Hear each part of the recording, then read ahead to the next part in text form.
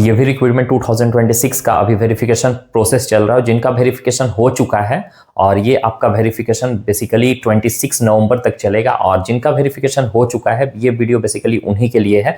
अब वेरीफाई करने के बाद आप आगे क्या करेंगे, सेंटर सिलेक्शन का आ रहा होगा, first come first serve basis, इस तरीका से मैसेज आपको लिख कर आ रहा होगा जब आप लॉग इन कर रहे होंगे। तो इसका मतलब क्या है, आप कब सेंटर सिलेक्शन को चूज करेंगे, और प्लस में अभी जो वेरिफिकेशन करवा रहे हैं जितने लोग, उनका क्या क्राइटेरिया है, वेरिफिकेशन कैसे करवाएं। तो देखिए, वेरिफिकेशन में आप अपना ओरिजिनल डॉक्यूमेंट्स लेकर जाइए और फोटोकॉपी भी लेकर जाइए, 2 फोटोज, आधार कार्ड, ये सब आप लेकर जाइए, आपका वेरिफिकेशन हो जाएगा। ओरिजिनल डॉक्यूमेंट्स उन लोग देखते हैं, उसके बाद आपको वेरीफाई कर देते हैं और सिंपली आपको पेमेंट करने के लिए दिया जाता है। पेमेंट कब करेंगे, जैसे ही वो वेरीफाई करते हैं ओटीपी आपके मोबाइल पे जाएगा, ओटीपी आप वहां पे सबमिट करेंगे तो आपका वेरिफिकेशन का जो प्रोसेस है वो डन हो जाता है। उसके बाद जब आप लॉगिन करेंगे, जैसे आपने लॉगिन करके फॉर्म को फिलअप किया था, तो लॉगिन करेंगे तो सिंपली आपको वहां पे पेमेंट का ऑप्शन दिखाई देगा और पेमेंट आप कर दीजिए। 300 का पेमेंट का ऑप्शन है, और जैसे ही वेरीफाई होता है ना उसके बाद आपको 7 डेज दिया जाता है पेमेंट करने का। और जैसे ही आप पेमेंट करते हैं तो आपका ये फॉर्म कंप्लीट हो जाता है। उन्हीं लोग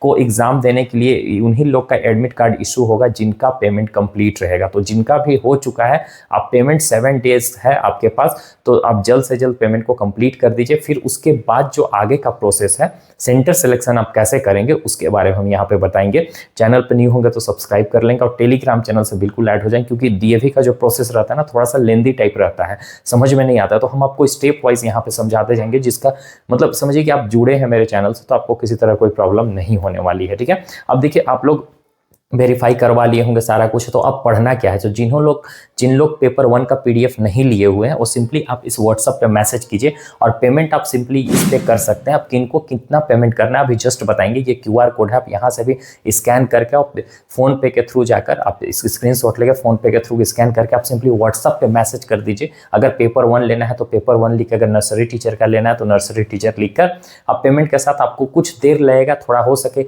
लेट भी हो सकता है 1-2 घंटा, तो टेंशन लेने वाली बात नहीं, आपको हर हाल में पीडीएफ दे दिया जाएगा। ऐसा नहीं कि हम पेमेंट ले लेंगे आपको पीडीएफ नहीं मिलेगा। ठीक है, अब यहाँ पे देखिए कुछ पीडीएफ का क्राइटेरिया। पेपर 1 जो कि है रीजनिंग का, जो कि सभी पोस्ट के लिए, किसी भी पोस्ट के लिए आपने अप्लाई किया, पीजीटी हो गया, टीजीटी हो गया, पीआरटी हो गया, जो भी सब्जेक्ट से आपने अप्लाई किया, ये आपको ये 15 नंबर का पूछा जाएगा। ठीक है, और जिनको अगर रीजनिंग आता है, आपको लग रहा है कि हमको रीजनिंग आता है, हमको पैसा नहीं भी ले सकते हैं, कोई दिक्कत नहीं है।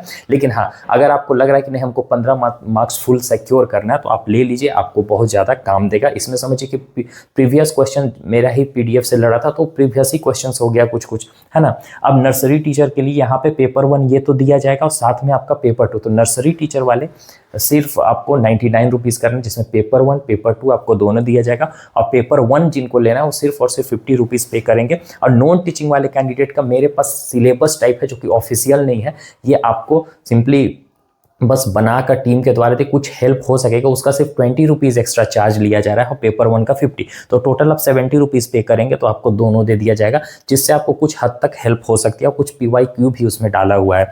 अब उसके बाद मेरे पास लैब असिस्टेंट हो गया और फिजिक्स केमिस्ट्री बायोलॉजी, इन लोग का नहीं है, तो आप लोग पेमेंट करके मत आइएगा। ठीक है, आप लोग के लिए सिर्फ पेपर 1 है, तो आप लोग सिर्फ पेपर 1 ले लीजिएगा। ओके, और बाकी 70 रुपीज़ पे करके आप सिंपली बोलिए जो सब आपका पोस्ट है, लिखकर आपको दे दिया जाएगा, है ना। और फुल्ली डिपेंड मत रहिएगा नॉन टीचिंग वाले, ऐसा नहीं कि हम दे दिए तो आपको उसी से क्वेश्चंस आ जाएगा सब। ओके, अब चले आते हैं यहाँ पे वेरिफिकेशन और अप्रूव पे। आपका वेरिफिकेशन हो गया, अप्रूव भी हो गया। ठीक है, तो अब आपको नेक्स्ट क्या करना है। देखिए, first come first serve basis ये इसलिए लिख रहा है ना, ये अभी आपको टेंशन लेने की जरूरत नहीं है। अब जैसे कि आपका 30 नवंबर तक आपका पेमेंट का ऑप्शन रहेगा। 26 तारीख तक आपका लास्ट डेट है वेरिफिकेशन करवाने का। जिन्होंने वेरिफिकेशन नहीं करवाया है वो जाकर अभी जल्द से जल्द वेरीफाई करवा लीजिए, डेट बढ़ने का चांसेस इसमें नहीं है। अब देखिए, सेंटर सिलेक्शन जो है ना आपका लिख रहा, तो अभी आपको सेंटर सिलेक्शन करने की जरूरत नहीं है। जब दिसंबर, जैसे 1 दिसंबर आया, ठीक है, तो हो सके 1 दिसंबर से, जैसे दिसंबर में बोला गया, तो 30 नवंबर तक आपका ये सब सारा प्रोसेस पेमेंट का चलता रहेगा। उसके बाद पेमेंट भी आपका बंद हो जाएगा। ठीक है, तो आप जितना जल्द हो सके वेरीफाई करवा लीजिए और पेमेंट करके अपना कंप्लीट कर लीजिए फॉर्म को, ताकि आगे आपको टेंशन लेने की ज़रूरत ना पड़े।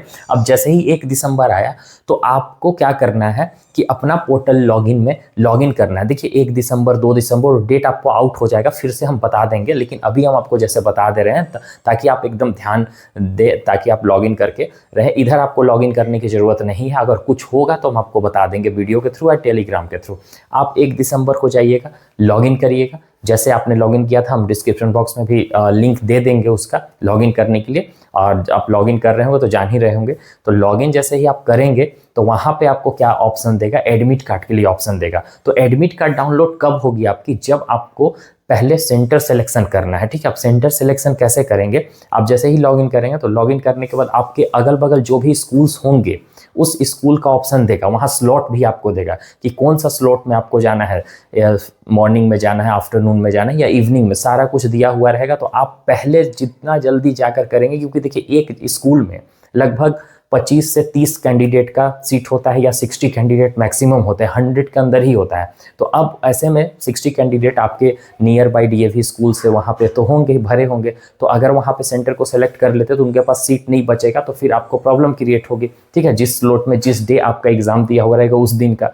तो इसीलिए आप जितना जल्द हो सके लॉगिन करिएगा, लॉगिन करके आप सिंपली सेंटर सेलेक्ट करके आप अपना एडमिट कार्ड तुरंत आपको रिलीज कर दिया जाएगा, या तो फिर 24 आवर्स का टाइम लगेगा, आपको रिलीज कर दिया जाएगा। एडमिट कार्ड डाउनलोड कर लीजिए, वहीं आपका सेंटर देगा। तो ये इसीलिए बोला जा रहा है कि पहले आइए और पहला अपना जो भी सेंटर सिलेक्शन का है आप अपने नियर बाय ले लीजिए, नहीं तो फिर क्या होगा कि आपको दूर जाना पड़ जाएगा। ठीक है, आपके नज़दीक भी नहीं देगा, जहाँ पे आप वेरीफाई करवाए हैं तो आपका नज़दीक नहीं देगा। इसीलिए आप आराम से जितना जल्द हो सके जैसे लॉगिन करके आप तुरंत सेंटर सिलेक्शन कर लीजिएगा, ताकि आपका जो सेंटर हो बुक्ड हो जाए। ठीक है, और आपको फिर एडमिट कार्ड डाउनलोड हो जाएगा, फिर आपका जनवरी में आपकी एग्जाम होगी। ठीक है, एग्जामिनेशन आपका जनवरी में होगा, या तो 5 जनवरी से स्टार्ट हो जाएगी आपकी एग्जामिनेशन, या तो 6 मतलब 3 तारीख के बाद ही आपका एग्जामिनेशन स्टार्ट होगी। और उसके बाद जैसे ही 15 to 20 डेज के अराउंड एग्जामिनेशन इसका चलते रहता है।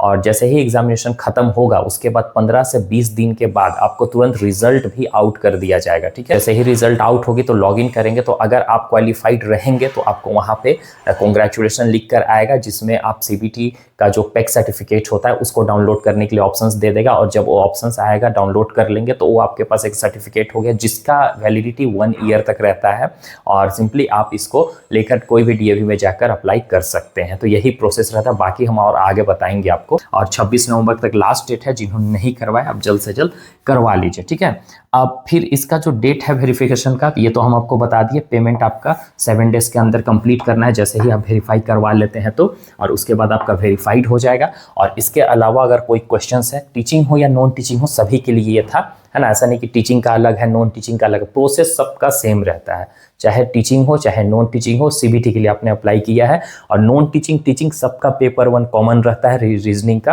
तो इसका एक वीडियो भी हम प्रोवाइड करेंगे, जिसमें आपको जैसे रीजनिंग लिए होंगे तो आपको कंफ्यूजन लग रहा हो कैसे सॉल्व करें क्या करें, तो एक वीडियोस भी हम दे देंगे लिंक के साथ। उसी टाइम हम व्हाट्सएप पे उस वीडियो में एक्सप्लेनेशन किया हुआ है। और होप्स हो कि हम रीजनिंग का क्लासेस डे वाइज चला रहे हैं, कोशिश कर रहे हैं, ताकि आपको हम पीडीएफ प्रोवाइड कर रहे हैं तो आपको कम से कम उसका एक्सप्लेनेशन हो सके, 15 नंबर आप सिक्योर कर ले, और बाकी अपना सब्जेक्ट से 40 मार्क्स का आएगा।